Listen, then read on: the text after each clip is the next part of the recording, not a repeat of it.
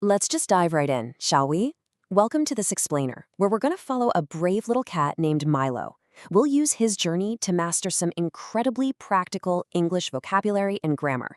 And the best part? Absolutely no tedious rote memorization.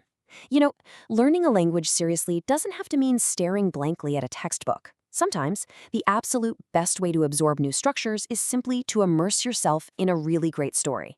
So today, that's exactly what we're doing. We're stepping into a tale designed for A2 to B1 learners, and it's all built around these amazing themes of curiosity, courage, and kindness. Here is our roadmap for today. We're going to start with the story of Milo, pull out 10 useful English words, break down 4 key grammar patterns, test ourselves with a quick mini quiz, and finally, look at how you can continue your learning journey.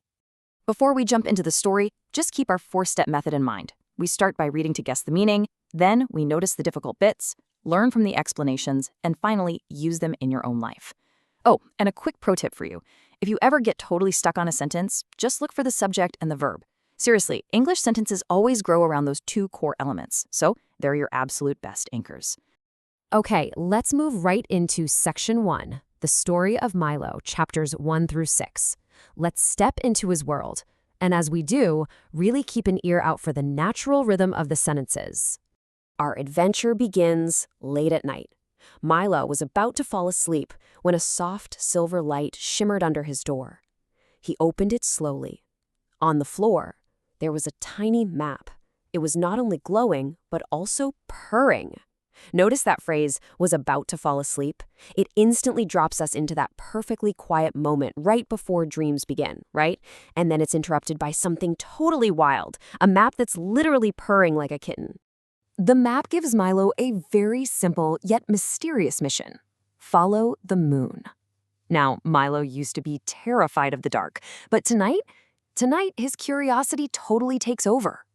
Even though his little paws are visibly shaking, he pushes past those old fears and steps right outside into the night.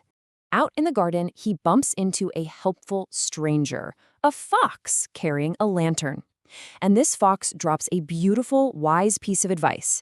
If you are lost, ask a kind question instead of running away. Honestly, what a great lesson, not just for Milo, but for us as language learners. When you're confused, just ask for help instead of throwing in the towel. So, putting the fox's advice to work, Milo takes a really deep breath and asks the moon for guidance. "Excuse me, moon, where should I go?" And guys, the universe instantly responds. The moon becomes brighter, acting almost as if it had simply been waiting patiently for Milo to finally find his voice. The moonlight points straight to a little blue door hidden behind a flower pot. And here, Milo makes a profound realization about true courage. Courage doesn't mean having no fear. It means accepting that fear is there and choosing to move gently forward anyway, letting fear walk right beside you. Opening that little door, Milo probably expects to find something ordinary, but instead, he finds an entire room completely full of sparkling stars. The map curls up comfortably beside him and purrs this perfect concluding thought. Every brave journey begins with one small question. Such a sweet end to his immediate adventure, and honestly, the perfect springboard for our language study. Section 2, 10 useful English words for vocabulary building. We've felt the emotion of the story, so now let's extract the actual building blocks that made it work. Here's a look at our 10 target words, alongside easy, everyday examples. You might actually want to screenshot this for your notes. Look at verbs like shimmer and whisper. These are incredibly descriptive words that really add flavor to your English. Then we've got super functional phrases like instead of and even though that help you connect complex ideas. Just by scanning that easy example column, you can totally see how these story-based words translate right into practical, daily conversations. All right, moving into Section 3, 4 key grammar patterns, 4 essential rules. Let's see how this builds our grammatical foundation for everyday life. Our first pattern is was or were about to, followed by a verb. This structure is absolutely perfect for expressing something that is on the verge of happening. In this story, Milo was right on the edge of sleep. In real life, you'd use this when you perfectly sync up with a friend. "Oh my gosh, I was just about to text you." It's incredibly common and sounds so natural. Next up, used to plus a verb. We use this one to talk about past habits or states of being that are absolutely no longer true today.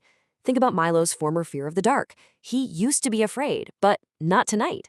For you, maybe it's a childhood habit, like I used to watch cartoons every Saturday morning. Pattern 3 brilliantly sets up a contrast, even though introduces a situation, and the next part of the sentence drops a surprising or contrasting result. It proves you can still take action despite the obstacles. Even though Milo's pals were shaking, he stepped outside.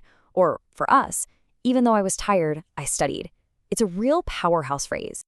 Finally, we have the Fox's conditional pattern, if plus the present tense followed by an imperative, which is basically a direct suggestion or command. This shows us exactly how to give helpful, gentle advice to ourselves or others. If you're lost, ask a kind question. Or in daily life, if you feel stuck, take one small step. It's highly practical for giving directions or instructions. Which brings us to Section 4, Mini Quiz. Test yourself. Let's do a quick, low-stakes knowledge check to see what your brain absorbed. Just trust your gut. Here's your first scenario. I blank call you when my phone died.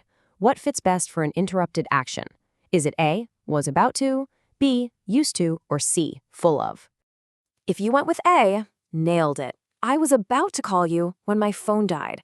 It perfectly captures that super frustrating moment right before the battery dies. You had the intention, the action was imminent, but bam, interrupted. Let's try one more. Think back to Milo's shaking pause for this one and find the contrast. Blank, I was scared, I opened the door. Is it A, instead of, B, even though, or C, full of? Excellent work if you spotted it. The answer is B. Even though is the exact right choice here to show that being scared didn't stop the action. Even though I was scared, I opened the door. Section 5. Continue your learning journey. Keep growing. You have done fantastic work today. And I really want to show you how this method extends way beyond just one single explainer. This entire ecosystem of learning through stories is endlessly scalable. Imagine digesting this via social media bites. Just one short story, 3 words, and 1 grammar rule per post. Or you could dive into a full website platform with a massive story library and flashcards. There could even be a mobile app with daily audio stories and progress badges to keep your learning consistent and fun. To wrap things up, I'm leaving you with a tiny bit of homework. Try writing just one single sentence about your own life using the pattern, even though something. Like, even though I feel lost, I can take one small step today. So thinking about Milo's adventure, even though learning a new language can feel a bit intimidating, what small, kind question will you ask yourself today to begin your own brave journey?